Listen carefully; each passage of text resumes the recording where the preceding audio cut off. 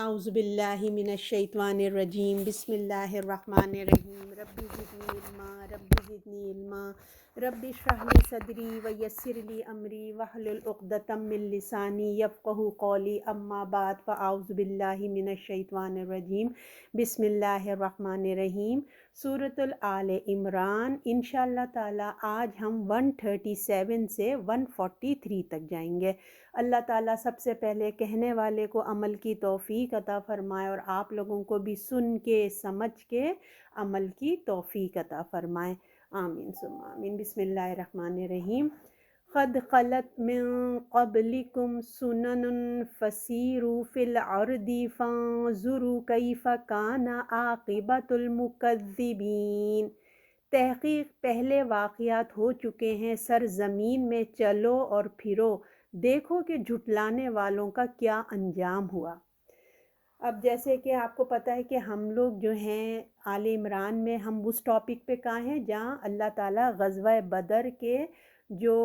ناکامی کے سبب بنا، جو کمزوریاں ہوئیں ان پہ ہم ڈسکس کر رہے ہیں۔ تو اس میں اللہ تعالیٰ مختلف باتیں لا کے باتوں باتوں میں یہ ہمیں بتانا چاہ رہے ہیں کہ اپنی جو مسٹیکس ہیں نیکسٹ ٹائم وہ مسٹیکس نہیں ہونا چاہیے، اپنی اصلاح کر لو۔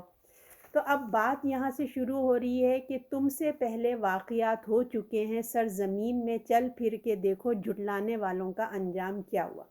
بات اب دیکھیں یہاں یہ بتانا مقصود ہے اس آیت سے کہ رسول کی نافرمانی کی کیا نتائج ہوتے ہیں۔ ایک تو غزوہ احد میں دیکھ چکے ہیں کہ کس طریقے سے رسول کی نافرمانی سے جو ہے ایک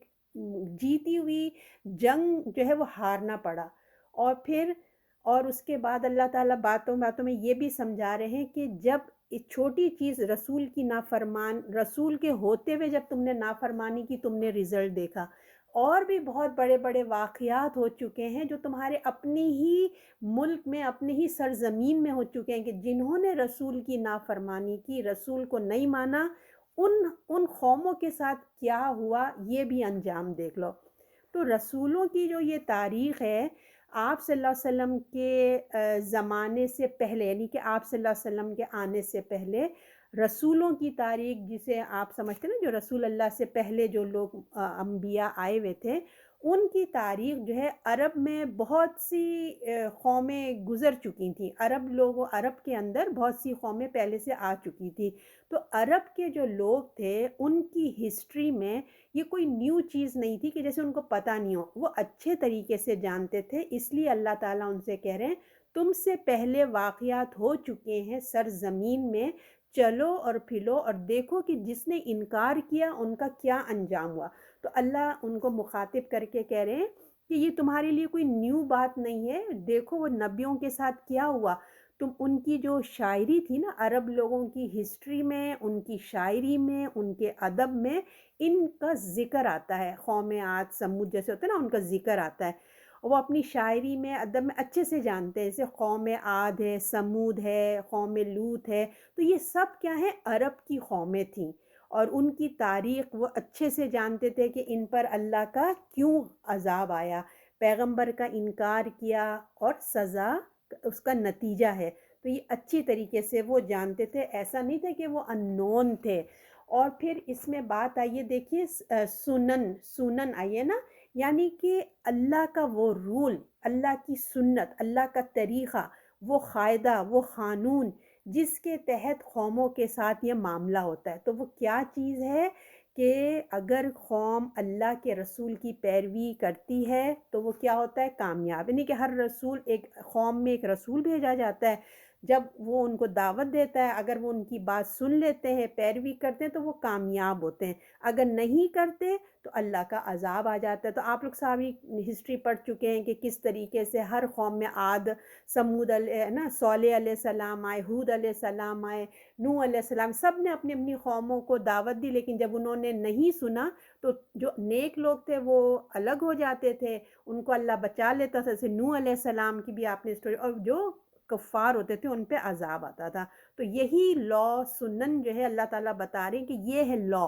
یہ ہے اللہ کا قانون کہ اللہ بھیجتے ہیں نبی اور صحیح اور غلط راستہ بتاتے ہیں، اب لوگوں کے اوپر ہوتا ہے۔ تو عرب کی سرزمین میں جو ہے نا یہ عاد، سمود، یہ اہل مدین، قوم لوط کے آثار جو ہیں، جو لوگ ابھی بھی مطلب موجود تھے، تو اب ان کو سنایا جا رہا ہے کہ دیکھو زمین میں چلو پھرو، دیکھو کہ کیا انجام ہوا۔ تو یہ بتانے کا مقصد یہ ہے کہ تم جو ہو نا، جس کے اندر ابھی بھی نفاق موجود ہے، جن کے اندر ابھی بھی کفر، یعنی کہ ابھی بھی سیریس نہیں ہو رہے ہیں، اپنے دین کے لیے سیریس نہیں ہو رہے ہیں، نفاق کی بیماری ابھی بھی موجود ہے، تو ذرا چل پھر کے دیکھو، تم ذرا اپنا اللہ کے جو رسول کی آیات ہیں ان کو جو نہیں مانتے، تو تم ذرا چل کے پھر کے دیکھو کہاں جا رہے ہو تم، دیکھو تو صحیح کہ ایسے لوگوں کا نتیجہ انجام تو دیکھو تم ہوتا کیا ہے نا۔ ایسے اپنے نتیجہ انجام دیکھنے کے لیے تمہیں بہت دور جانے کی ضرورت نہیں ہے۔ جو تم جس نفاق پہ اڑے ہوئے ہو، اللہ کے دین کو مانتے نہیں ہو، اللہ کے رسول کو ماننے کے لیے تیار نہیں ہو، نبی صلی اللہ علیہ وسلم کو، تو اپنا نتیجہ اگر تمہیں دیکھنا ہے تو تمہیں کہیں دور جانے کی ضرورت نہیں ہے، تمہاری ہی اپنے ملک میں یہ عبرت کا سامان موجود ہے، تمہیں کہیں ادھر ادھر جانے کی ضرورت نہیں، تم خود چلو پھرو اور دیکھ لو کہ کیا ہوا انجام۔ تو واضح نشانیاں ہدایت اور نصیحت کے لیے اللہ نے کہا کھلی کھلی نشانیاں اندر ہیں، بالکل جو اللہ کا، جس کے اندر خوف ہوگا نا، اللہ کہتے ہیں وہی فائدہ اٹھانے والے، یہ وہی لوگ کامیاب ہوں گے جو اس کو اندر سے محسوس کریں گے، ہے نا۔ اور عرب لوگ جو تھے نا، تجارت کے لیے آپ سب کو پتہ ہے کہ عرب تجارت کیا کرتے تھے، تو وہ لوگ جو ہیں تجارت کے ان راستوں سے گزرا کرتے تھے، تو اللہ نے فرمایا کہ دیکھو پیغمبروں کو جھٹلانے کا انجام تم دیکھتے ہیں، اپنے راستے میں تمہارے آتے ہیں، تو عبرت و نصیحت کون لوگ لیتے ہیں؟ تو وہی لوگ لیتے ہیں جس کے اندر خوف ہوگا، ڈر ہوگا، وہ لوگ لیں گے۔ تو یہ جو تم سمجھتے ہو کہ یہ جو کتنی طاقت تمہیں اندازہ ہے، عرب والوں کو کہا جا رہا ہے تمہیں بڑا غرور ہے، تمہیں گھمنڈ ہے اپنے اوپر، تم تو کچھ بھی نہیں ہو۔ جو یہ قومیں تھیں، یہ کس قدر طاقتور قومیں تھیں، تمہیں اندازہ ہے؟ سمود کی قوم، عاد کی قوم، یہ لوگ کے پاس ایسا ایسا طاقت تھی، اتنے آپ اہل مصر کو دیکھ لیں، فرعون کی قوم، ایسے ایسے یہ لوگوں نے پیرامڈس بنائے ہیں۔ اور پیٹرا آپ جانتے ہیں نا، سمود کی قوم اور ہود کی قوم جو تھی، وہ جو پہاڑوں میں تراش کے بنایا کرتے تھے بڑے بڑے مینار، بڑے بڑے، وہ اس وقت کی ٹیکنالوجی آج بھی لوگ مصر جاتے ہیں وہ پیرامڈز دیکھنے کے لیے جو فرعون کے زمانے میں بنا گیا، ممیز کو دیکھیے اس زمانے کے، اور پیٹرا لوگ جا کے دیکھتے ہیں کہ کس طریقے سے پہاڑوں میں انہوں نے تراشا ہے۔ اللہ کہہ رہے تم کیا چیز ہو، تمہیں اندازہ ہے کہ تم کیا کیا بات کر رہے ہو؟ جب اللہ نے ایسی ایسی قوموں کو نہیں چھوڑا جو تم سے کئی گنا زیادہ طاقتور قوم تھی، تو تم اس کے مقابلے میں کچھ بھی نہیں ہو، تو رسول کی نافرمانی پہ اللہ نے ان کو تباہ و برباد کر دیا تھا۔ تو تمہارے لیے یہ لیسن ہے کہ تم جو ہے اللہ کے قدموں کے آگے جھک جاؤ، سلنڈر کر دو تم اپنے اللہ کے آگے۔ اور پھر دیکھیں جب یہ کہا جاتا ہے نا کہ انسان چل پھر کر دیکھو، اس آیت میں ہے نا، تو کن کن کو مطلب کن کن کی شامت آتی ہے، انسان دیکھتا ہے جا کے کہ کیا وجوہات تھی۔ اور چلنا پھرنا جو ہے نا دو طرح کا ہوتا ہے، ایک تو دیکھیں فزیکلی انسان جاتا ہے اور دیکھتا ہے، اور کچھ لوگ ہوتے ہیں کہ نہیں جا پاتے، کچھ تو چلے جائیں گے، کچھ نہیں جا پائیں گے۔ تو ایک تو یہ طریقہ ہو گیا۔ دوسرا طریقہ یہ ہے، جب ہم قرآن میں پڑھتے ہیں کہ اللہ بار بار کہتے ہیں چل پھر کے دیکھو کیا انجام ہوا، تو ایک ہم اپنی ذہنی سفر بھی کریں، یعنی کہ اپنی سوچوں میں امیجنیشن میں لے کر آئیں وہ چیزیں، قرآن میں ہم پڑھیں، قرآن میں کتنی ساری آیات ہیں نا، علمی سفر کریں، ایک ہم اپنے دماغ سے تصور کریں اور ہم علمی سفر کریں، ہسٹری پڑھیں، ٹھیک ہے نا، ان واقعات کو پڑھیں کہ دیکھو جھٹلانے والوں کا انجام کیا ہوا ہے۔ ہمیشہ جو ہے نا وہی لوگ کامیاب ہوئے ہیں جو ایمان لاتے ہیں، پیغمبر کا ساتھ دیتے ہیں، اور وہ لوگ برباد ہوئے ہیں جنہوں نے اللہ کے پیغمبر کا انکار کیا۔ تو اصل میں جو ہے اطاعت رسول کی ہونی چاہیے۔ اللہ تعالیٰ کہہ رہے ہیں اصل جو ہے اطاعت پہ رسول کی اطاعت ہونی چاہیے، کیونکہ میں نے آپ کو آگے بتایا تھا کہ غزوہ احد میں کس طریقے سے جب رسول کی نافرمانی ہوئی تو انجام بھی کیسے ہوا۔ تو اللہ تعالیٰ ہمیں بتاتے ہیں، اور دیکھیں آج کل تو انٹرنیٹ پہ بھی اگر آپ جائیں گے ٹائپ کریں گے نا تو آپ کو بہت ساری جگہیں دیکھنے کو مل جاتی ہیں۔ خود ہمارے پاکستان میں مونجو داڑو تھا، اور پتہ نہیں کتنا دنیا بھری پڑی ہے ان جگہوں سے جو آثار قدیمہ جہاں سے نکلتے ہیں، میوزیم میں بھی لوگ لا کے رکھتے ہیں اکثر۔ تو ہماری تفریح کی نگاہ نہیں ہونی چاہیے، عبرت کی نگاہ ہونی چاہیے کہ کس طرح اللہ نے ان کا انجام کیا۔ لوگ پکنک منانے، تفریح کرنے ایسی جگہیں چلے جاتے ہیں، یہ تفریح کی جگہ نہیں ہے، عبرت کی جگہ ہے۔ اور رسول اللہ فرمایا کرتے تھے یہاں سے تیزی کے ساتھ گزرا کرو کیونکہ ان پہ عذاب ہو رہا ہے۔ تو اللہ تعالیٰ سب کو اپنی حفاظت میں رکھے۔ اب ہے آیت نمبر 138، اس میں کہا جا رہا ہے یہ بیان ہے لوگوں کے واسطے، ہدایت ہے ڈرنے والوں کے لیے، اور نصیحت ہے متقی لوگوں کے لیے۔ اب اللہ تعالیٰ فرما رہے ہیں قرآن وہ بیان ہے، یعنی کہ جو یہ بتایا جانا یہ بیان ہے لوگوں کے لیے، بتایا جا رہا ہے قرآن، یعنی کہ قرآن بیان کیا چیز ہے؟ قرآن۔ قرآن وہ بیان ہے، ایسا نہیں ہے کہ کوئی سمجھ نہیں سکتا، اتنا کھلا کھلے بات اللہ تعالیٰ نے کہا ہے۔ اور یہ کس کے لیے؟ صرف آپ کے میرے لیے نہیں ہے، صرف مسلمانوں کے لیے نہیں ہے، بلکہ اللہ تعالیٰ نے کہا حاذا بیان للناس، یعنی کہ یہ بیان ہے تمام انسانیت کے لیے، دنیا میں جو لوگ ہیں سب کے لیے یہ ہے، تو تمام انسانیت کے لیے۔ اور یہ کیا ہے؟ ہدایت ہے، نصیحت ہے، کس کے لیے؟ متقی کے لیے ہے۔ یعنی کہ ہدایت تو دیکھیں اللہ تعالیٰ نے سب کے لیے دے دی ہے، مگر اس سے فائدہ کون اٹھائے گا؟ صرف متقی لوگ۔ یہ ہم نے پہلی آیت سورہ بقرہ کی میں بھی اس میں یہ پڑھی تھی نا کہ یہ سب کے لیے آیا ہے قرآن، مگر اس سے فائدہ کون اٹھائے گا؟ جس کے دل میں اللہ کا تقوی ہے۔ تو متقی ہیں جو اس سے نصیحت لیں گے اور ہدایت پائیں گے۔ تو اللہ نے کہا یاد رکھو جس رب نے تمہیں پیدا کیا ہے نا، اگر تم اس کی نافرمانی کرو گے تو وہ تمہیں کبھی نہیں چھوڑے گا، یہ یاد رکھو۔ اس نے پیدا کیا ہے، تمہیں کھلا رہا ہے، پلا رہا ہے، نبی بھیجے، کتابیں بھیجی، اس کے باوجود اگر تم اس کی نافرمانی کرتے ہو تو وہ تم اس سے بچ کے نہیں جا سکتے۔ اللہ نے انسانیت کے لیے قرآن کو بھیج دیا ہے، ہدایت اور نصیحت ہے ان کے لیے جو اپنے رب سے ڈرتے ہیں۔ مرنے کے بعد اپنے رب کے سامنے پیش ہونا ہے، یہ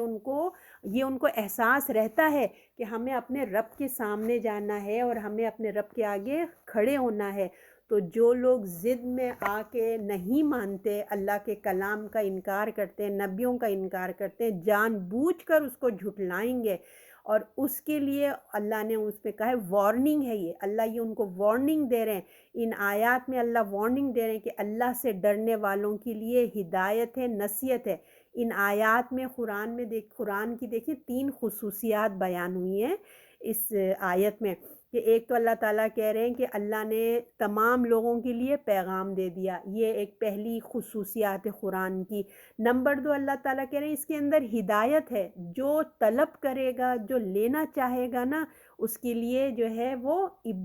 ہدایت کا سامان ہے۔ اور نمبر 3 اللہ کہہ رہے ہیں عبرت ہے، عبرت کی نگاہ ہے، نصیحت ہے، یعنی کہ جو لینا چاہے گا ان قصوں کو صرف قصے کہانیاں سمجھ کے گزر جائے گا تو اس کے لیے تو کچھ نہیں ہو سکتا۔ تو اللہ تعالیٰ فرما رہے ہیں کہ عبرت ہے، نصیحت ہے، اور تمام لوگوں کے لیے پیغام ہے۔ تو اللہ تعالیٰ ہمیں عبرت اور نصیحت لینے والا بنائے، آمین۔ آیت نمبر 139،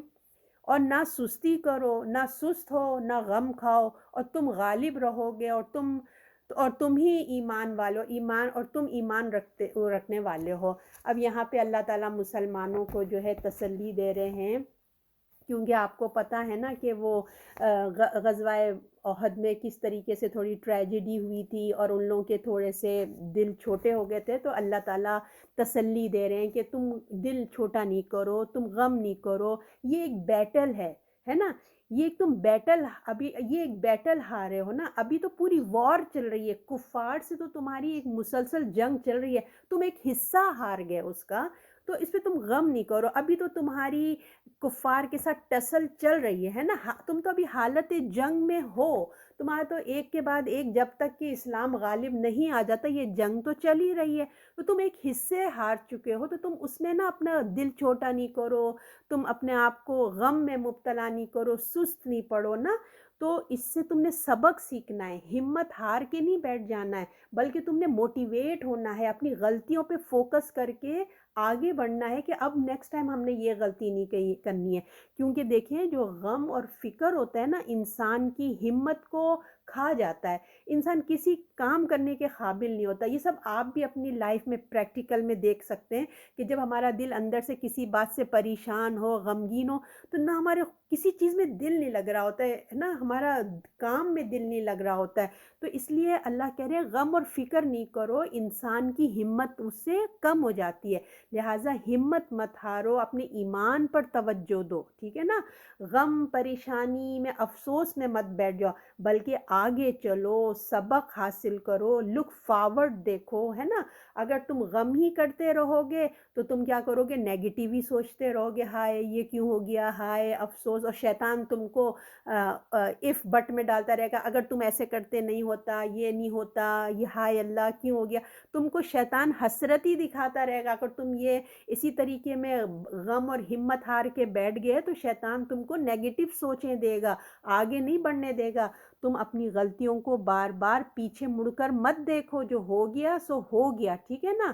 اب آگے بڑھو، اب لک فارورڈ ہو، دیکھو، سبق حاصل کرو اور آگے بڑھو، آگے کی بڑھنے کی سوچو، تاکہ تم آگے جو ہے نا اپنے مقصد میں کامیاب ہو، تو اللہ فرما رہے ہیں نہ تم سستی دکھاؤ، نہ غم کرو، یعنی کہ ہمت مت ہارو، غم نہ کرو، اور تم ہی غالب رہو گے اور تم ہی مومنون ہیں، تو اللہ تعالیٰ فرماتے ہیں دیکھو مطمئن رہو، جو تمہیں نقصان ہو گیا دل چھوٹا مت کرو، آپ صلی اللہ علیہ وسلم آپ صلی اللہ علیہ وسلم کو اللہ تسلی دیتے ہیں کہ تمہیں کتنا بھی اندھیرا نظر آئے، اللہ تعالیٰ کہتے ہیں دیکھو تمہیں کتنا بھی اندھیرا نظر آ جائے، آخر کار کامیابی تمہاری ہوگی مسلمانوں، یعنی کہ تم ہی غالب رہو گے، کیونکہ رسول ان کے ساتھ ہیں، اور رسول جس کے ساتھ ہیں تو فائنل انہی کو تو کامیابی ہونی ہے نا، تو اللہ تعالیٰ تسلی دے رہے ہیں کہ کتنا اندھیرا ہو جائے لیکن یاد رکھو کہ کامیابی آخرکار تمہاری ہونی ہے، اس کے لیے تمہیں کیا کرنا ہے، اگر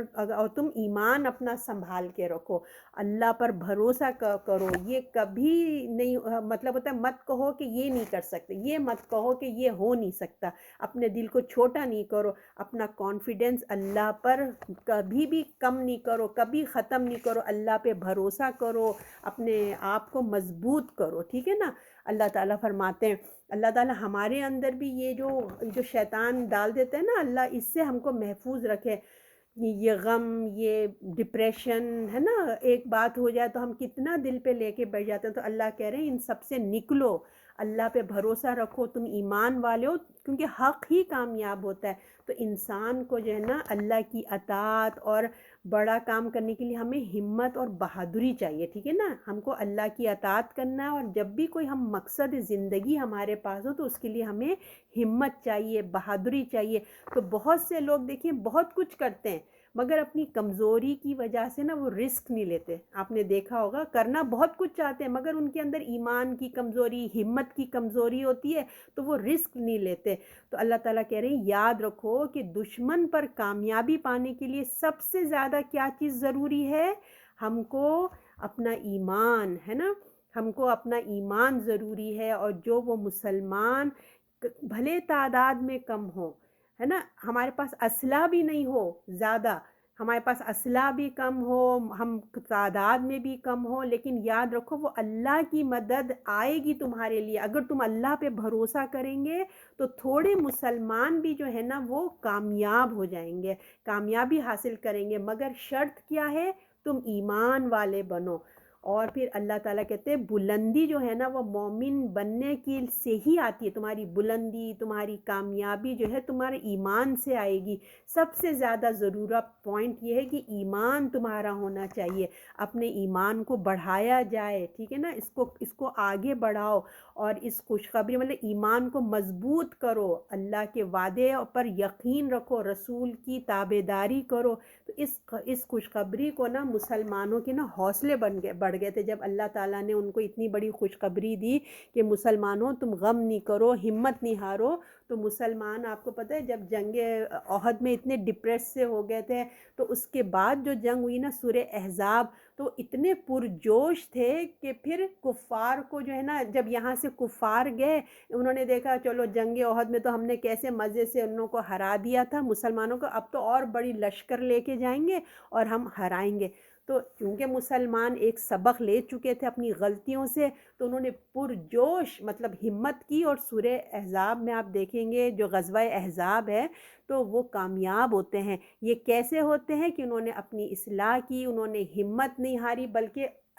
بڑھے، آگے بڑھ کر انہوں نے جو ہے نا کام کیا، ہر چیز انہوں نے الٹا، ہمت ہارنے کی بجائے کیا کہ انہوں نے اپنا جوش دکھایا۔ اگر ہم مسلمان آج دیکھیں ہمت ہارے اور بس یہی کہتے رہے یہ تو اس ملک کی سازش ہے، یہ اس ملک کی چال چل رہے ہیں، ہمارے ملکوں کو سازش بنائے، ہم یہی کہتے رہے اور ہمت ہار کے بیٹھ جائیں تو کیسے آگے بڑھیں گے؟ اللہ کہتا ہے غم مت کرو، توکل کرو، اپنے ایمان کو بڑھاؤ۔ اگر ہم لوگ دیکھیں مسلمانوں میں آج کیا کمی ہے، ہمارے پاس ماشاءاللہ تعداد کتنی، اس وقت کتنے کم صحابہ تھے، اور آج مسلمان کتنی تعداد میں ہے نا، لیکن ہمارے پاس ایمان کی کمزوری ہوگی۔ اسی لیے اینڈ میں اللہ تعالیٰ کہہ رہے تم ایمان، تمہارا ایمان اصل چیز ہے، بھلے تم تعداد میں کم ہو، تمہارے پاس اسلحہ نہ ہو، مگر تمہارے پاس ایمان کی طاقت ہونی چاہیے۔ آج کے دور میں جو سب سے بڑا ہمارے ساتھ جو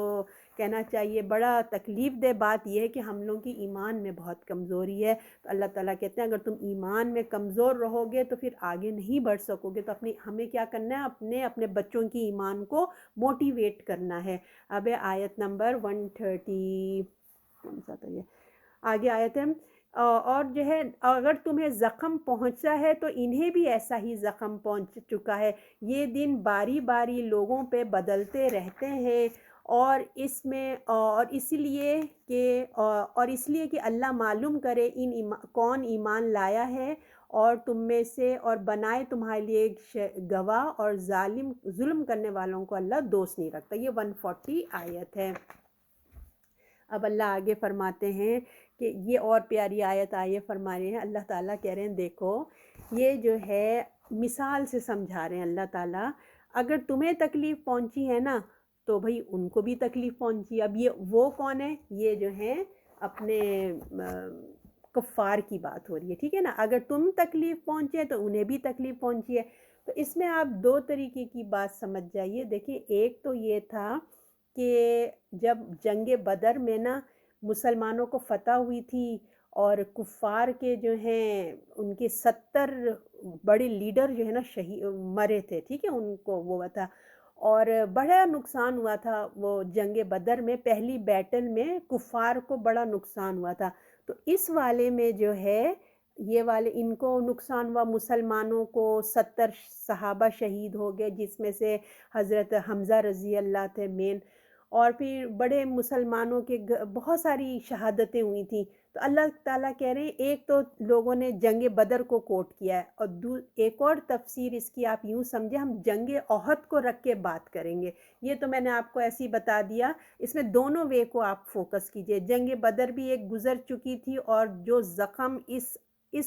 غزوے میں پڑی تھی نا جنگ احد میں، اس کو بھی آپ مد نظر زیادہ فوکس کریے، ٹھیک ہے نا۔ اللہ کہہ رہے ہیں اگر تمہیں زخم پہنچا ہے تو انہیں بھی ایسا ہی زخم پہنچ چکا ہے، اور یہ دن باری باری لوگوں پہ بدلتے رہتے ہیں۔ تو یہ اللہ ہمیں جو ہے مثال سے سمجھا رہے ہیں کہ اگر تمہیں تکلیف ہوئی ہے تو ان کو بھی تکلیف ہوئی ہے، مطلب یہ کہ کفار کو پہلے مسلمانوں کو آپ کو پتہ ہے کامیابی ہو چکی تھی، ہے نا، اور منکر ان کو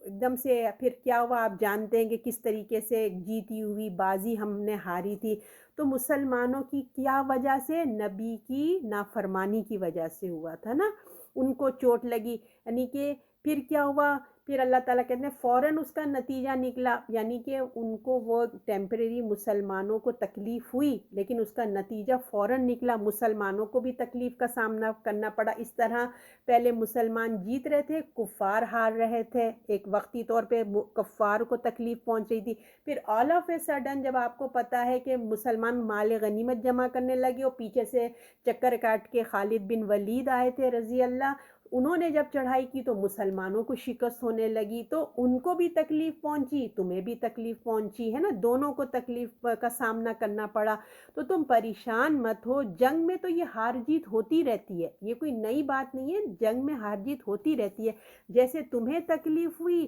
ان کو بھی ہوئی۔ تو یہ ہیر پھیر، یہ اوپر نیچے جو ہے دونوں کا یہ ایسا ہی ہوتا ہے، ایسا ہی ہوتا رہتا ہے، دنیا کا دستور ہے، ایسا ہی ہوتا رہتا، کبھی رات کبھی دن، اس لیے کرتے ہیں۔ اللہ تعالیٰ بتا رہے ہیں کہ کیا وجہ ہے کہ یہ دن مطلب ہے نا اتار چڑھاؤ، دن رات یہ کیوں ہوتے ہیں ایسے، کبھی کسی کے اچھے حالات کبھی برے، یہ کیا وجہ ہے؟ تو اس کی وجہ اللہ بتا رہے ہیں، اس لیے اللہ تعالیٰ کرتے ہیں کہ تمہارا امتحان لیا جائے۔ یہ جو کچھ بھی تمہیں کبھی جنگ جیتی، کبھی تم نے ہاری، کبھی اچھے حالات انسان کے ساتھ، کبھی برے حالات، یہ کیا وجوہات ہیں؟ یہ اس لیے ہوتا ہے کہ اللہ انسان کا امتحان لے۔ انسان کا امتحان دیکھیں مرتے دم تک چلتا رہتا ہے، ٹھیک ہے نا۔ اللہ تعالیٰ کہہ رہے ہیں کہ مرتے دم تک رہتا ہے کہ ان کے ایمان کی کیا کنڈیشن ہے، انسان کا امتحان ہوتا رہتا ہے، چلتا رہتا ہے۔ اللہ اس کی تربیت کرتے ہیں، اللہ تعالیٰ انسان کی تربیت کرتے ہیں ان دکھوں کو لا کے، پریشانیاں کبھی خوشی،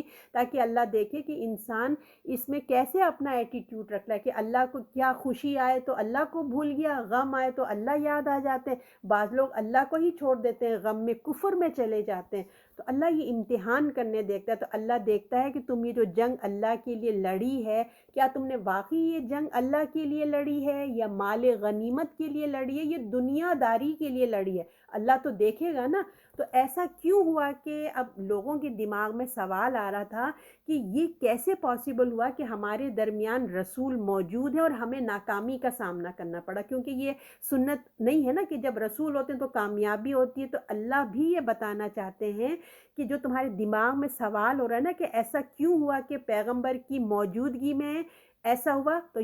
سن لو کہ تمہاری غلطی کی سزا تھی، یہ تم نے اپنے پیغمبر کی نافرمانی کی، تمہاری غلطی کی سزا تھی جو تمہیں ملی، تاکہ تمہیں پتہ چل سکے کہ تم کس مقام پہ کھڑے ہو۔ تم بہت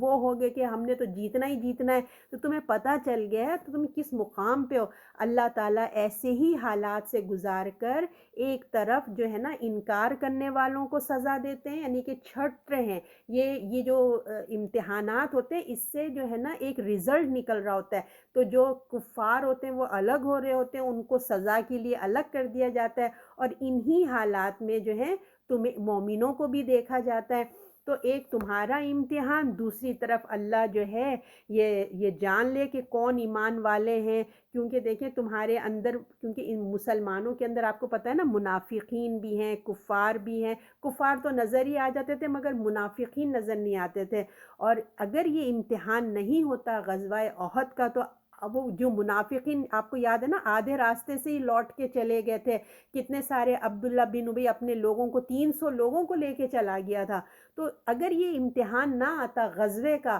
تو کیسے پتہ چلتا کہ منافق کون ہے اور ایمان والا کون ہے؟ تو اللہ کہہ رہے ہیں یہ ہم نے امتحان ہی اس لیے ڈالا، یہ جنگ کا امتحان اس لیے ڈالا تاکہ منافقین چھٹ جائیں، اس لیے امتحان ضروری ہوتا ہے۔ اگر یہ زخم، یہ چوٹ، یہ تکلیف تمہیں نہ پہنچتی تو بتائیں منافقین اور ایمان والوں کیسے کھل کے سامنے آتے، کیسے پتہ چلتا کہ کون ہے؟ تو وہ یہ جاننا ضروری تھا کہ تم میں سچے ایمان والے کون ہیں۔ اور اللہ تعالیٰ آگے فرماتے ہیں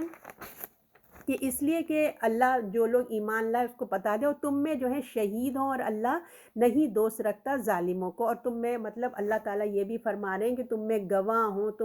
تمہارے اندر جو ہے نا یہ بھی تو تھا کہ تم میں چھانٹ لیا جائے۔ اور دوسری بات یہ ہے کہ کچھ لوگوں کی اتنی خواہش تھی کہ ان کو شہادت ملے، ان لوگوں کی یہ خواہشیں تھیں کہ اس غزوے میں ہمیں شہادت ملے، کیونکہ جو لوگ جنگ بدر میں نہیں جا سکے تھے ان کی بڑی دلی خواہش تھی کہ ہم کو شہادت بھی نصیب ہو۔ تو اللہ تعالیٰ فرما رہے ہیں کچھ لوگ یہ خواہش تھی کہ ان کو شہادت ملے، تو اللہ نے ان کو اس سچویشن میں ڈال کے، جو یہ غلطی ہوئی اس سچویشن میں ڈال کے جو ہے نا، اللہ نے ان کے لیے شہادت کا موقع فراہم کیا۔ تو اللہ کے معاملات دیکھیں نا آپ کیسے ہوتے ہیں کہ ایک سچویشن بنایا، اور اللہ کی حکمتیں کتنی ساری ہوتی ہیں اس کے اندر، اللہ کے معاملات کیسے ہوتے ہیں اگر ہم غور کریں کہ اگر مسلمان کی دیکھیں، اگر حالانکہ جو مسلمانوں سے غلطی ہوئی تھی انہوں نے درہ چھوڑ دیا تھا، وہ جگہ چھوڑ دی تھی، اللہ چاہتا تو ان کے غلطی کے باوجود اللہ ان کو جتا دیتا ہے نا، اور کافروں کو روک دیتا کہ بھئی کافر لوٹ کے نہیں ہو، اللہ چاہتا تو کر سکتا تھا نا اللہ تعالیٰ، لیکن اللہ نے ایسا نہیں کیا۔ اللہ دکھانا چاہتا تھا کہ جو تم نے جو اپنے رسول کی نافرمانی کی اس کی سزا کیا ہوتی ہے، اور کچھ لوگ اسی بہانے جب دوبارہ سے جنگ چھڑ گئی تو کتنے لوگوں کی شہادتیں ہو گئی، 70 صحابہ شہید ہو گئے۔ تو انہیں اپنے کام کا اندازہ ہو کہ تمہارا کیا، اللہ چاہتا تو سب کچھ کر سکتا تھا، رسول کی موجودگی تھی، اللہ چاہتا تو مومنوں کو یہ تکلیف میں نہ ڈالتا، مگر اللہ کی حکمتیں جس کے اندر پوشیدہ ہوتی ہیں کہ اسے امتحان سے گزارا گیا، ان سے امتحان بھی ہو گیا، اور منافق اور سچے ایمان والے بھی الگ ہو گئے، اور شہادتیں بھی نصیب ہو گئی لوگوں کو۔ تو اللہ تعالیٰ فرما رہے ہیں کہ اللہ نہیں دوست رکھتا ظالموں کو۔ تو ظالم کون ہوتے ہیں؟ اس مصلحت کو سمجھنے کی کوشش کرو، اللہ تعالیٰ کہہ رہے ہیں۔ اللہ تعالیٰ کہہ رہے ہیں ایسا نہیں ہے کہ اگر کافر کو اللہ تعالیٰ نے وقتی طور پر فتح دے دی، جو کفار کو فتح ہوئی تھی، اللہ کہہ رہے ہیں اس بات کو تم سمجھنے کی کوشش کرو، ایسا نہیں ہے کہ اگر کفار کو وقتی طور پہ ان کو فائدہ ہوئی تو اللہ ظالموں کے ساتھ دے دیا۔ لوگوں کی دلوں میں پتہ ہے نا، منافقین سوال اٹھاتے ہیں کہ تم تو رسول کے ساتھ تھے، پھر بھی دیکھو اللہ نے تو، تم کہتے ہو تمہارا اللہ ہے مگر اللہ نے تو کفار کا ساتھ دے دیا۔ اللہ تعالیٰ کہہ رہے ہیں اللہ ظالموں کو کبھی پسند نہیں کرتا۔ تم اپنے دماغ میں یہ مصلحت کو سمجھو، اس حکمت کو سمجھو کہ اگر وقتی طور پہ اللہ نے کافروں کو فتح دی تھی تو اس کا یہ مطلب نہیں ہے کہ اللہ ظالموں کے ساتھ ہو گیا۔ یاد رکھو اللہ ظالموں کو پسند نہیں کرتا۔ تو اب دیکھیے اس واقعات سے، جیسے میں نے آپ سے کہا نا، سوال پیدا ہوتا تھا کہ ہم رسول کے ساتھ تھے، ہمارے ساتھ فتح کا وعدہ تھا، ہے نا، ہم نے یہ پڑھا تھا نا کہ اللہ کے رسول نے کہا تھا کہ رسول بھی ساتھ ہیں، اللہ نے فتح کا وعدہ بھی کیا تھا، اللہ نے 5000 فرشتوں کا وعدہ کیا تھا نا، ہم یہ آیت پڑھ آئے ہیں۔ تو اگر ہم سے غلطی ہو گئی، یہ جو منافقین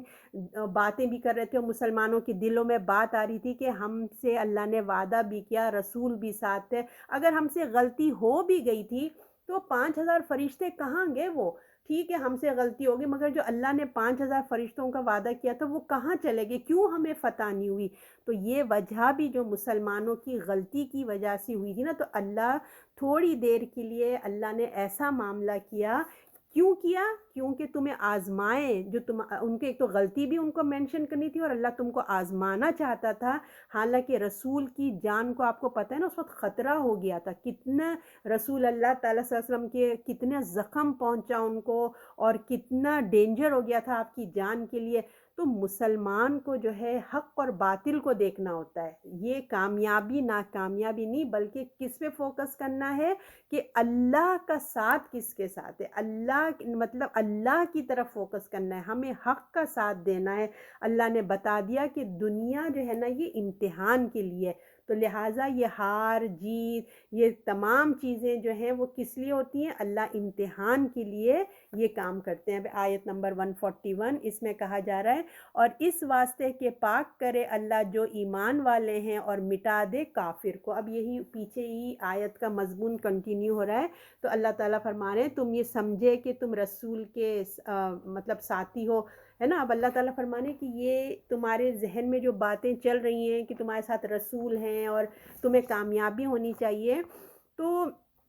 تمہیں یہاں بتایا جا رہا ہے کہ اس واسطے کہ اللہ پاک کر دے، اللہ تعالیٰ تمہیں پاک کر دے، تم غم مت کرو، اللہ نے تم کو مخلص کر دیا، تمہارے اندر یہ غم و فکر نہ آنا چاہیے، بلکہ تم جو ہے نا تم کو اللہ نے چھانٹ دیا، मुनाफिक से और तुम्हारे कुफ्र जिसके भी दिल में जो भी कमज़ोरी थी, अल्लाह ने इसके ज़रिए तुम लोगों को खालिस बना दिया, इस वास्ते कि अल्लाह पाक कर दे, मुखलिस लोगों का तुम्हारा साथ मिला दिया। अब जितना भी तुम्हारा ग्रुप है ना, जिनके साथ तुम उठ रहे हो बैठ रहे हो, ये खालिस हैं। तुमने मुनाफिकों को भी जाते हुए देख लिया, कुफ़ार को भी देख लिया, अब जो तुम्हारे दरमियान हैं वो खालिस लोग हैं। तुम्हारे तुम्हारे इस दिल से दुनिया की मोहब्बत भी अल्लाह ताला ने कम की। जो लोग आपको पता है ना, जो उठाने के लिए गए थे, तो अल्लाह ने उनको लेसन दिया कि दुनिया की मोहब्बत में मत जाओ, अल्लाह रसूल की अताअत करो। तो इस वाक़ये से अल्लाह ने तुमको खालिस दोस्त भी अता किए, दुनिया की मोहब्बत का भी सबक सिखाया,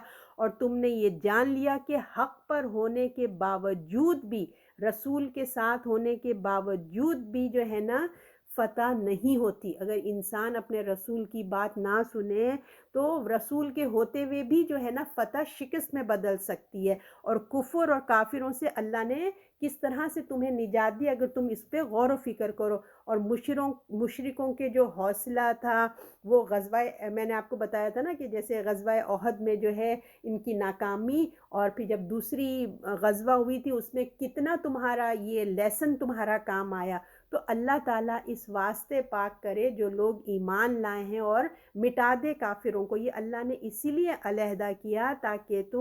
ताकि जो दुश्मन हैं वो खुल के सामने आ जाए, है ना। मुसलमानों की शिकत से जो इस सबक तुमने लिया था अपने लिए, वो तुमको आगे काम आएगा। और जो है दुश्मन खुल के सामने आ गया, तो अल्लाह ताला ने इनको ख़त्म करने का कैसा इंतज़ाम किया तुम देखेंगे आगे चल के। और अंजाम के हिसाब से ओहद की शिकस्त अगर देखा जाए तो बहुत बड़ी कामयाबी थी मुसलमानों के लिए। वो कहते हैं ना, गलती तो हो गई थी, मगर जो उससे उन्होंने लेसन लिया था ना, वो बहुत मुसलमानों के काम आया था। अब आयत नंबर 142, क्या तुम्हें ख़याल है कि तुम जन्नत में दाखिल हो जाओगे, और अभी तक अल्लाह ने मालूम नहीं किया कि तुम में जो लड़ने वाले हैं, और मालूम नहीं किया जो साबित कदम रहने वाले हैं। अब अल्लाह ताला यहाँ और भी एक बहुत प्यारी बात हमें समझा रहे हैं कि तुम क्या गुमान किए बैठे हो, कि तुम ये समझ रहे हो कि जन्नत में बस ऐसे ही ठंडे ठंडे चले जाओगे, तुम्हें कोई आजमाया ही नहीं जाएगा, बस तुम ऐसे ही गुमान करके बैठे हुए हो।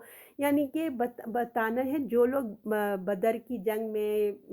होती है ना, मतलब अभी तो आजमाया ही नहीं, अल्लाह ने कहा तुम क्या गुमान कर रहे हो, कि अल्लाह ये देखना नहीं चाहेगा कि कौन है जो अपने वादे में सच्चा है ना। अल्लाह तो ये देखना चाहेगा ना, कि ये चाहता है कि कौन वादे में सच्चे हैं और कौन नहीं है। तो ये तो अल्लाह तुम्हें आजमाएगा, अल्लाह ताला देखेगा कि कौन कौन है, कि तुम लोग क्या एफ़र्ट कर रहे हो। तुम ये समझते हो कि तुम रसूल के साथी हो, फ़रिश्ते का वादा अल्लाह ने कर दिया है, और जो है काफिर ख़त्म हो जाएंगे, बस हम रसूल के साथी हैं, फ़रिश्ते तो आ चुके हैं और काफिर ख़त्म हो जाएंगे और हम बस जन्नत में चले जाएंगे। तुमने तो ये गुमान कर लिया। अल्लाह तो अभी तो इम्तिहान लेगा तुम्हारा। तुमने कैसे ख्याल कर लिया कि तुम जन्नत में दाखिल हो जाओगे, हालांकि अभी तो अल्लाह ने देखा ही नहीं कि कौन तुम में से अल्लाह की राह में जिहाद करेगा और कौन जो है पीठ फेर के भाग जाएगा। अल्लाह ने तो अभी टेस्ट ही नहीं किया तुमको, अभी तो तुम्हारे टेस्ट होने बाकी हैं। याद रखो, हमेशा जो है तुम्हारा बुलंद मुकामात जो हैं वो लोग पाते हैं जो अल्लाह की राह में हर तरह की सख्तियाँ बर्दाश्त करते हैं। ये ठंडे ठंडे जन्नत ऐसे नहीं मिल जाएगी कि तुम गुमान कर रहे हो कि तुम दाखिल हो जाओगे जन्नत में, बल्कि तुम्हें मेहनत करनी है, मुशक्क़त करनी है, बर्दाश्त करना है, कुर्बानी देना है। लिहाजा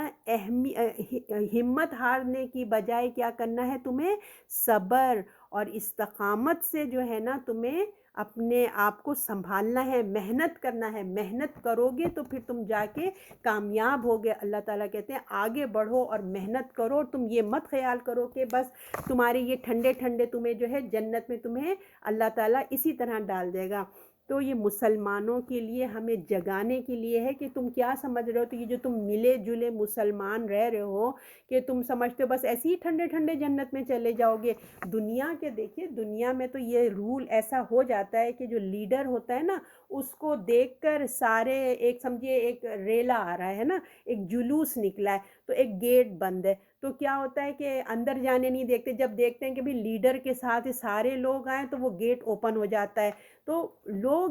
کیا ہوتا ہے ہجوم کے ساتھ جو ہے نا اس لیڈر کے ساتھ جو ہے نا اندر جانے کی ان کو اجازت مل جاتی ہے۔ اللہ تعالیٰ کہہ رہے ہیں اگر تم نے یہ سوچا ہے کہ تم رسول کے ٹیم ہو، جیسے ہمارے بڑے ہیں رسول، ہمارے امام ہیں، ہم ان کے پیچھے پیچھے، تو تم کیا سمجھ رہے ہو کہ رسول انٹر ہوں گے تو تم لوگ پورا ہجوم جنت میں چلا جائے گا؟ یہ کس دنیا میں ہو؟ اب بھی اللہ کہہ رہا ہے کیا تمہارا خیال ہے تم جنت میں داخل ہو جاؤ گے؟ بس ایسی اللہ نے تو ابھی تمہیں آزمایا ہی نہیں ہے، تم یہ دنیا میں ہوتا ہے یہ سب کچھ۔ دنیا میں اگر دیکھیے ایک ٹیم، جیسے کوئی گیم ہوتا ہے نا، کوئی ایک ٹیم اگر جیت جاتی ہے تو کوئی دو تین پلیئر ہوتے ہیں، یہ کوئی ایک پلیئر ہوتا ہے جو سب سے اچھا کھیلتا ہے، ہوتا ہے نا، آپ باسکٹ بال میں دیکھ لیں، آپ کرکٹ میں دیکھ لیں، کوئی سے بھی گیمز میں دیکھیں تو ایک ہوتا ہے اچھا پلیئر جو سب سے زیادہ گول کرتا ہے، سب سے زیادہ وکٹ لیتا ہے، اس کی محنت کی وجہ سے نا پوری ٹیم کو مزہ آ جاتا ہے، پوری ٹیم جو ہے وہ کامیاب ہو جاتی ہے۔ تو یہ دنیا کا رول ہے کہ ایک کی محنت پہ سب کو گولڈ میڈل مل جاتا ہے، سب کو ٹرافی مل جاتی ہے نا، ایک کی محنت پہ ساری ٹیم کو مل جاتا ہے، چاہے کوئی جو باقی پلیئر ہوتے ہیں وہ پہلی وکٹ پہ آؤٹ ہو جاتے ہیں یا اچھا ہی نہیں کھیلتے، ایک گول بھی نہیں کرتے، مگر کیونکہ ایک کی محنت کی وجہ سے پوری ٹیم کو ایوارڈ ملا ہے۔ یہ کیا ہوتا ہے، یہ صرف دنیا کی بات ہے، ٹھیک ہے نا، مگر دنیا کا نظام الگ ہے، آخرت کا نظام الگ ہے۔ اللہ تعالیٰ ایک ایک کو دیکھے گا، بھلے ہم رسول اللہ کا ساتھ ہے، ہمارے ساتھ ہم رسول کی امت ہیں، ٹھیک ہے نا، صرف رسول کا ساتھ کافی نہیں ہے بلکہ ہمیں اپنی محنت کرنی ہوگی، ہمیں اپنے بل بوتے پہ اپنا گھر ہم کو لینا ہے، ہمیں جنت کا گھر ہمیں اپنی محنت سے لینا ہے۔ اللہ کوششیں دیکھے گا، اللہ عمل دیکھے گا، نیت کو دیکھے گا، ہمارے عمل کی نیت کو جانتا ہے، اور تمہاری نیت، ہماری جو نیت ہے نا آخرت میں ہمارے عمل کے ساتھ میچ ہوگی۔ اتنے اعمال کرنے والے دوزخ میں چلے جائیں گے، فرشتے کہیں گے ہائے ہم تو سمجھتے تھے کہ یہ تو اتنے نیک ہیں، ہم تو ان کی نیکیاں لکھتے لکھتے تھک جایا کرتے تھے، مگر یہ کیا ہوا؟ مگر کیونکہ نیت کا معاملہ اللہ جانتا ہے، تو ان کی جو نیک اعمال ہوں گے کتنے تو اللہ پھینک دے گا ایسے، کیونکہ ان کی نیت سے میچ نہیں کر رہے تھے۔ تو ہماری نیت کے ساتھ جو اچھے اعمال کرے گا، اور اللہ آزما رہا ہے، ہر دم آزما رہا ہے، تو اللہ پھر انہی کو کامیاب کرے گا۔ تو اس آیت کو دیکھیے، کیا تمہیں خیال ہے کہ تم جنت میں داخل ہو جاؤ گے؟ ابھی تو اللہ نے معلوم ہی نہیں کیا کہ تم میں لڑنے والے کون ہیں، اور معلوم نہیں کیا کہ جو ثابت قدم رہنے والے کون ہیں تم میں سے، جو واقعی جنت کے لیے محنت کرے۔ اور اگر ہم اس جنگ احد کے اس سے دیکھیں تو بھائی کون آگے بڑھ کے شہادت کا درجہ لیتا ہے، کون ہے جو آگے بڑھتا ہے۔ تو اگر ہم اس کو اپنے لیے بھی دیکھیں ہم بھی علم حاصل کر رہے ہیں، ہم بھی جہاد کر رہے ہیں، ہر ایک وقت کا جہاد ڈیفرنٹ ہے۔ اب وہ جہاد نہیں ہو رہا ہے کہ ہم میدان میں چلے جائیں، ہر وقت کا جہاد الگ ہے۔ آج کا بھی جہاد ہے کہ ہم علم حاصل کر رہے ہیں، اس وقت ہم بھی مجاہد ہیں۔ ہماری نیت کیسی ہمیں دیکھنا چاہیے، ہم قرآن پڑھ رہے ہیں کہ اللہ کی رضا کے لیے کر رہے ہیں، کیا مخلوق کو فائدہ دینے کے لیے کر رہے ہیں، یا ہم صرف اپنی ذات کے لیے ہی کر رہے ہیں؟ تو یہ ہماری نیتیں بھی چیک ہو رہی ہیں، ہمارے اعمال بھی دیکھے جا رہے ہیں، اور علم کے ساتھ ساتھ دیکھیے اپنے عمل کی طرف بھی توجہ دینا، کیونکہ آخرت میں تو یہی چیز تولی جائے گی نا، کہ بھائی کیا تم جو تمہاری کام کیے تھے تو کچھ کر کے بھی آئے ہو کہ نہیں۔ تو اس لیے اللہ تعالیٰ فرما رہے ہیں کیا تمہیں خیال آتا ہے کہ تم جنت میں داخل ہو جاؤ گے؟ ابھی تو اللہ نے معلوم ہی نہیں کیا ہے کہ جو لڑنے والے ہیں، اور معلوم نہیں کیا جو ثابت قدم رہنے والے ہیں۔ اب آپ ایک اور بات پہ غور کیجئے کہ دیکھیں اللہ کو نا لوگوں کو امتحان میں نہیں ڈالتا۔ اللہ تعالیٰ جو ہے نا، اللہ کو تو سب پتہ ہے نا، اللہ کو سب کے دلوں کی حالت پتہ ہے، تو اللہ نے لوگوں کو جو امتحان میں ڈالا ہے تاکہ وہ لوگوں کے سامنے آ جائیں۔ اللہ چاہتا تو ایسے ہی اللہ تعالیٰ فیصلہ کر دیتا، مگر اللہ تعالیٰ نے جو ہے ہمیں جو قرآن اور سنت کی تعلیمات سے جو ہمیں پتہ چلتا ہے، وہ اس لیے اللہ تعالیٰ انسان کو آزمائش میں ڈالتا ہے کہ وہ لوگوں کے سامنے اس کی خصوصیات سامنے آ جائیں، تاکہ لوگ بھی اس کو ایڈمائر کریں، ہے نا۔ تو اللہ تعالیٰ نے اپنے علم سے چاہتا تو سب کچھ کر دیتا، مگر کیونکہ وہ عادل ہے نا، وہ عدل پسند ہے، اس لیے امتحان میں ڈالتا ہے کہ لوگوں کا کا سامنے آ جائے وہ کس قابل تھے، مومن یا کافر. انہوں نے جو محنت کی تھی، اللہ نے جو ان کو امتحانات میں ڈالا، وہ کس قابل بنے، مومن بنے یا کافر بن کے آگے. کوشش اور محنت سے انہوں نے کام کیا. وہ ہر چیز یعنی کہ کس فیلڈ میں انہوں نے کام کیا، اپنے جنت میں جانے کے لیے کام کیا، دوزخ میں جانے کے لیے کام کیا، وہ کھل کے سامنے آ جاتا ہے. اور اللہ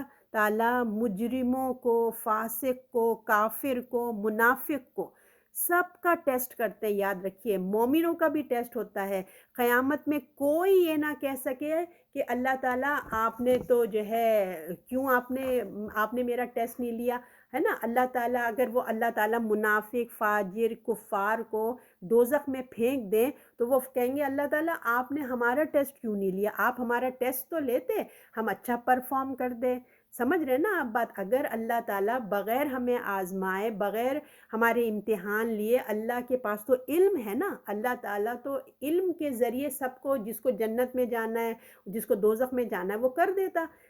ہم دنیا کے استاد کی بات لے لیں. ایک استاد جو ہوتا ہے نا اپنے تمام اسٹوڈنٹس کو جانتا ہے کہ کون بغیر امتحان بھی پاس ہو جائے گا اور کون جو ہے وہ امتحان دے کے بھی فیل ہو جائے گا، ہے نا. اس کو پتہ ہوتا ہے کہ اسٹوڈنٹس کی کیا کارکردگی ہے. تو ہم ایک معمولی انسان یہ سمجھتا ہے، ایک معمولی ٹیچر، ایک ماں کو بھی پتہ ہوتا ہے اپنے بچوں کی کیا کیا خصوصیات ہیں اور کیا ویک پوائنٹس ہیں، ماں کو بھی پتہ ہوتا ہے. جب کیوں پھر استاد ٹیسٹ لیتا ہے، یہ امتحانات کیوں آتے ہیں؟ وہ چاہتا ہے، حالانکہ ٹیچر کو پتہ ہوتا ہے کہ کون سا بچہ کتنا اچھا پڑھتا ہے، وہ اسی کو پاس کر دیتا. وہ اس لیے نہیں کرتا ہے کہ وہ جو فیل ہونے والے بچے نا، وہ پھر ان کا تو ایک وہ ہو جائے گا، آپ نے ہمیں کیوں فیل کیا، آپ نے ہمیں 0 کیوں دیا، آپ نے ہمیں اتنے کم نمبر کیوں دیے. اس لیے ٹیسٹ ہوتا ہے کہ اپنے پیپر میں پڑھ لو کہ تم نے کیا سوال کا جواب دیا. تو یہ چیز اللہ تعالیٰ بھی تو حالانکہ علم و غیب جانتے ہیں، مگر پھر بھی انسانوں کا اس دنیا میں ٹیسٹ ہو رہا ہے، کافر کا بھی، فاجر کا بھی، منافق کا بھی. جب ان کو دوزخ میں پھینکا جائے گا نا تو وہ پھر جو ہے کمپلین نہیں کر سکیں گے. اگر اللہ تعالیٰ اپنے علم سے سب کو ڈال دیں تو فوراً کھڑے ہو جائیں گے، اللہ آپ نے ہم کو ٹیسٹ کیوں نہیں دیا، ہم آپ کر کے تو دیکھتے، ہم اتنا اچھا پرفارم کرتے. ہر کسی کی دیکھیے آزمائشیں مختلف ہیں، آپ کی الگ ہے، میری الگ ہے، دنیا میں ہر ایک کی ڈیفرنٹ ہے. جو بچہ جو انسان پیدا ہوتا ہے نا وہ آزمایا جاتا ہے. اس کی ہر طرح کے ہمارے ہر بچے کی آزمائش الگ ہے، آپ کی الگ ہے، میری الگ ہے، ہر ایک انسان کی الگ ہے نا. اس لیے کہ اللہ حجت پوری کر دے. اگر اللہ جنت دوزخ کا فیصلہ بغیر امتحان کے کر دے گا نا تو دوزخیوں میں ایک ہلچل مچ جائے گی کہ آپ نے ہمیں چانس نہیں دیا. تو آپ دیکھتے کہ ہم جنت والے ہوتے، یہ ڈیمانڈ کرتے. تو اللہ تعالیٰ نے خود ہی ایسا سسٹم بنا دیا کہ تم اپنے ہاتھوں سے کما کے لاؤ گے اور اس بیس پہ جنت اور دوزخ مل جائے گی. حالانکہ ہم خود اپنی زندگی میں دیکھتے ہیں، آپ بھی دیکھتے ہوں گے، میں بھی دیکھتے ہیں کہ ہماری فیملی میں کتنے لوگ ہوتے ہیں جن کو ڈاکٹر جواب دے دیتا ہے، کہتا ہے کہ بھائی اب ان کا تو بچنے کی کوئی امید نہیں ہے، یا خدا نہ خواستہ اگر بیمار بھی نہیں ہوتے تو کوئی ایسا ہیپنڈ ہوتا ہے، کچھ ایسا ایکسیڈنٹ ہیپنڈ ہوتا ہے کہ بال بچ جاتے ہیں. ہم لوگ کہتے ہیں نا اللہ سامنے تھا بس اللہ نے بال بچا لیا. ان کو کیا ہوتا ہے، ایک نئی زندگی ملتی ہے نا، کہ مطلب اتنا بیڈ ہیپنڈ ہونے والا تھا وہ ایکسیڈنٹ میں کہ زندگی نہیں ہونی تھی، ختم ہی ہونی تھی، مگر اللہ کی رحمت سے اللہ ان کو اس سے بچا لیتا ہے اور ان کو نئی زندگی مل جاتی ہے. یہ سب کی فیملیز میں ہوتا ہوگا. اس کے باوجود اگر آپ ان کی زندگیوں کو دیکھیں گے نا وہ ویسے کے ویسے رہتے ہیں. حالانکہ اللہ نے ان کو نئی زندگی بخشی ہے، چاہے وہ بیماری سے ہو، چاہے وہ ایکسیڈنٹ سے ہو، چاہے کسی بھی ہیپن سے ہو. وہ خود اپنے منہ سے کہتے ہیں کہ اللہ نے مجھے زندگی دے دی ورنہ تو کوئی چانس نہیں تھا. لیکن اگر ہم ان کی زندگیوں پہ محسوس کریں، دیکھیں، تو وہ ویسے کے ویسے ہی ان کے جو اخلاق تھے، جو دینی معاملات تھے، بالکل وہی کے وہی چل رہے ہوتے ہیں. حالانکہ دیکھیے ہونا تو یہ چاہیے تھا نا کہ اللہ نے ان کو نئی زندگی دی تو وہ معافی تلافی کرتے، اللہ کی مرضی کی زندگی گزارتے. اللہ کے چند لوگ ان کو آپ چھوڑ دیجئے، الا کہ چند لوگ، وہ بہت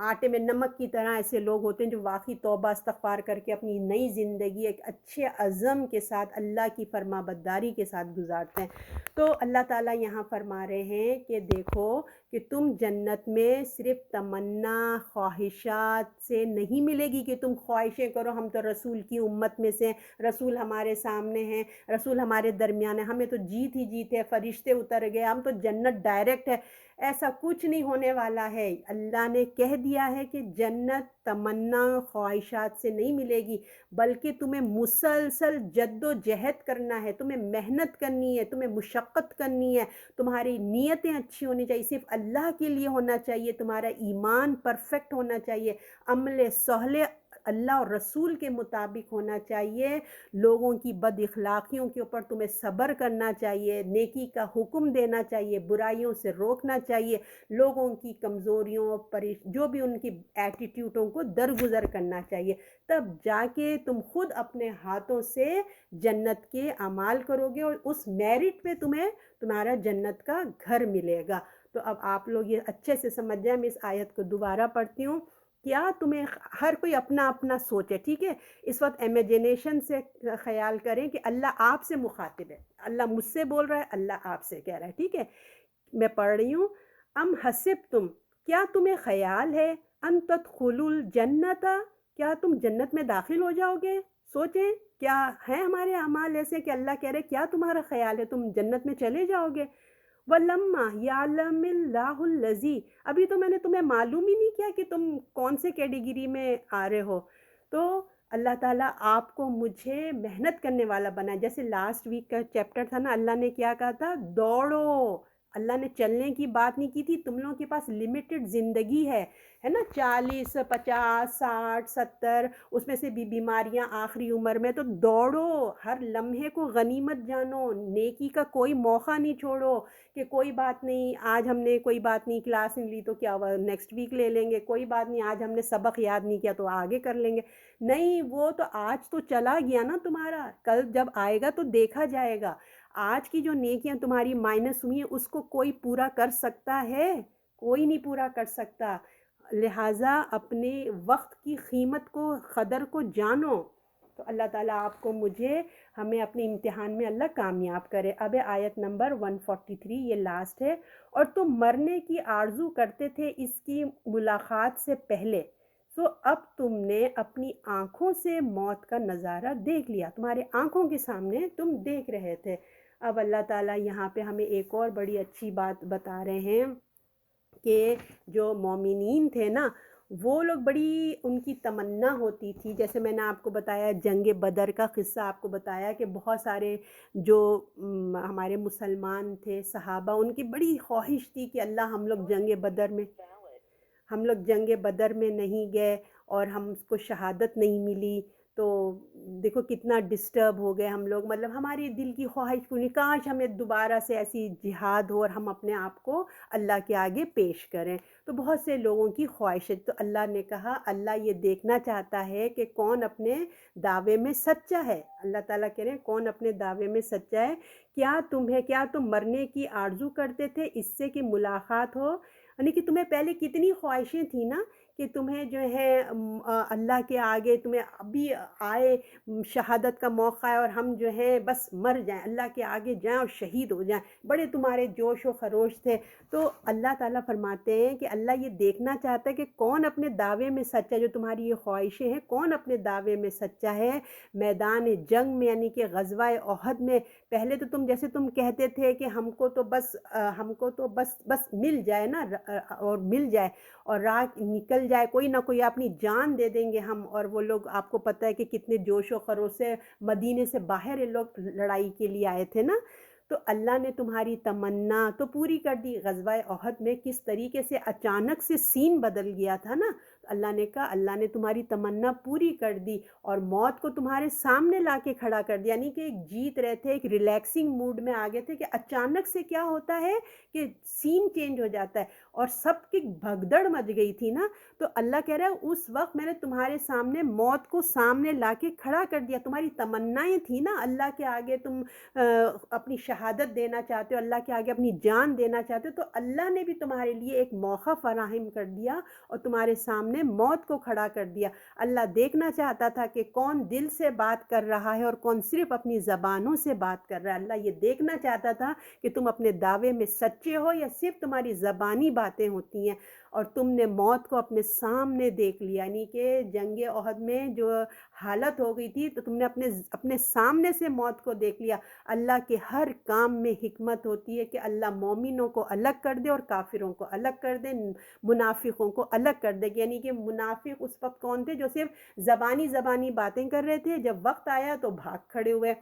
تو جنگ احد میں چند صحابہ کے علاوہ جب یہ بھگدڑ مچ گئی تھی نا اچانک سے، تو جنگ احد میں چند صحابہ کے علاوہ سب ادھر ادھر بکھر گئے تھے، کوئی ادھر بھاگ رہا ہے کوئی ادھر جا رہا ہے، مطلب ایک افراتفری مچ گئی تھی۔ تو اس جنگ میں جو ہے نا موت کی خواہش، یعنی کہ اس جگہ جو موت کی خواہش رکھنے والا تھا، موت سے پہلے اپنے دعوے کرتے تھے، تو دعویٰ کرنا دیکھیے آسان ہوتا ہے نا، دعویٰ کرنا کہ ہم اللہ کے لیے یوں کر دیں گے، ہم ایسا کر دیں گے، ایسا کر دیں گے، یہ سب باتیں کرنا بڑے آسان ہے، مگر جب موت کو سامنے سے آتے دیکھتے ہیں نا، تو اس دعوے کو پورا کرنا اس وقت بڑا ہارڈ ہوتا ہے، کیونکہ موت بہت بڑی آزمائش ہوتی ہے، آزمائش کی چیز ہے۔ جب وقت آتا ہے نا تو اس پر ثابت قدم ہونا، جمے رہنا، اپنی بات پر، اپنے امتحان میں پورا اترنا، یہ بہت ہی اخلاص اور ایمان کے ساتھ بہت بڑی بات ہوتی ہے۔ تو اللہ تعالیٰ کہہ رہے ہیں جو تم لوگ اتنی باتیں کرتے تھے نا، اب ہم دیکھیں کہ تم لوگ کتنے اپنے بات میں سچے ہو۔ اللہ دیکھنا چاہتا تھا۔ تو دیکھیے جب کبھی کسی دین کے راستے کو ہم یہ اپنی بات کرتے ہیں، یہ تو ایک ہم آیتوں کا تذکرہ کر رہے تھے کہ اللہ تعالیٰ کیسے آزماتے ہیں، لیکن یہ آپ اور میں کی بات بتا رہی ہوں کہ ہم لوگ کا بھی بڑا دل چاہتا ہے نا، جب ہم بھی کسی دیندار کو دیکھتے ہیں، کتنا اللہ ہم بھی دل میں سوچتے ہیں اللہ یہ کتنا دین کا کام کرتا ہے، ہم بھی ایسی بن جائیں، کتنے اتنے نیک کام بھاگ بھاگ کے کرتے رہتے ہیں لوگ، ہمارے دل میں بھی خواہش ہوتی ہے کہ ہم بھی کر لیں۔ مگر دیکھیے صرف خواہش کا پیدا ہونا کافی نہیں ہوتا، اس شوق کو پورا کرنے کے لیے نا، یعنی کہ اب ہم فرحت ہاشمی کو اس وقت رول ماڈل بنا لیتے ہیں، ان کی کوششیں، ان کا مقام، یعنی کہ ہر ایک کو دیکھ کے دل چاہتا ہے کہ اللہ ہماری طرح تو ہے نا، وہ بھی خاتون ہیں ہماری طرح، ان کے بھی بچے ہیں ماشاءاللہ، وہ بھی اس ایج سے گزری ہیں، ان کی بھی شادی ہوئی، بچے چھوٹے تھے، انہوں نے پڑھائی کی، اور اس میں سے انہوں نے کس طریقے سے پوری امت کے لیے کتنا کام کر رہی ہیں آپ سب دیکھ رہے ہیں۔ تو ہم بھی وہی ہیں، ہمارے ساتھ بھی وہی گھر بار ہے، ہمارے ساتھ بھی وہی سیم اسکیجول ہے جو ان کے ساتھ تھا، تو ہمارے دل میں خواہش ہوتی ہے کہ اللہ ہم بھی ایسے بن جائیں۔ تو اب اللہ تعالیٰ فرماتے ہیں کہ صرف شوق سے کچھ نہیں ہوتا کہ خالی بیٹھے بیٹھے گھر میں خواہشیں تمنائیں کرتے، پر اس کے لیے محنت کرنی پڑتی ہے، قربانی دینی ہوتی ہے۔ شوق میں ہم شروع میں اگر چلے ہم بڑے شوق سے ایڈمیشن لیتے ہیں، بڑے شوق سے ہم نے قرآن کی کلاسیں جوائن کرتے ہیں، بڑا شوق سے ہم شروع کرتے ہیں، لیکن جب محنت کرنی پڑتی ہے، قربانی دینی پڑتی ہے، تو کیا ہے لوگ پیچھے ہٹنا شروع ہو جاتے ہیں، اوہ اتنا ہوم ورک دیتے ہیں، اتنے سارے ورڈ میننگ یاد کرنا ہے، ٹیسٹ بھی ہوتا ہے، اور پھر قرآن کو یاد بھی کرنا ہوتا ہے۔ تو جب یہ امتحانات آتے ہیں نا کہ بھئی محنت کرو، ایک چیز تم نے کلاس اٹینڈ کی ہے تو اس کے ورڈ میننگ بھی ہیں، اس کا ٹیسٹ بھی ہوگا، اس کو حفظ بھی کرنا ہوگا، ساری ایک قرآن کی سے ریلیٹڈ سارے کام ہوئیں گے نا، تو جب یہ محنت پڑتی ہے تو لوگ کیا ہوتے ہیں بیک اپ ہونا شروع ہو جاتے ہیں نا۔ تو اللہ تعالیٰ کہہ رہا ہے یہ تمناؤں سے نہیں ملتی یہ چیزیں، یہ تمنا شوق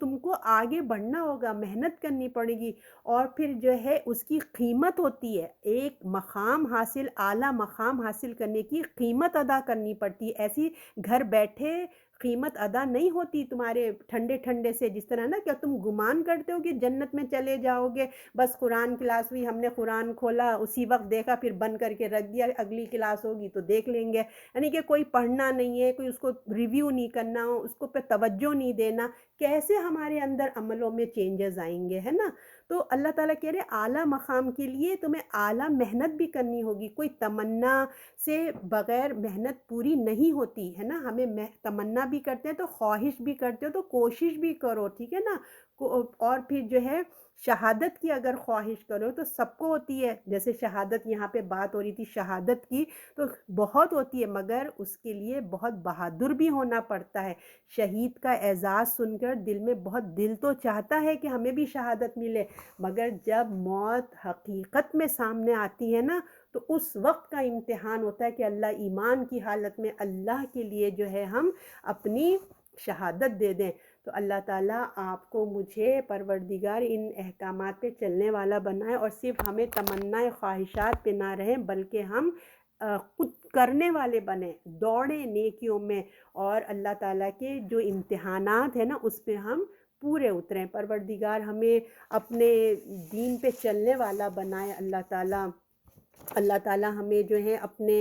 اعمال اچھے کرنے والا بنائے. اللہ سے دعا ہے پروردگار عالم ہمیں دین و دنیا میں جو ہے نا ہمیں قرآن و سنت کی تعلیمات پہ ہم خود بھی عمل کریں اور پھر اس کو کیا ہے دوسروں تک پہنچانے والے بھی بنیں. صدق اللہ العظیم.